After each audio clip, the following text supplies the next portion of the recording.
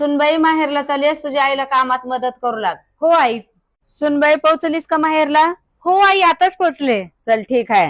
हो सुनबाई माझ्या बीपीच्या गोळ्या कुठे ठेवलीस ग? आई, ते फ्रीजवर पिवळा डबा आहे ना, त्याच्यामध्ये ठेवल्यात.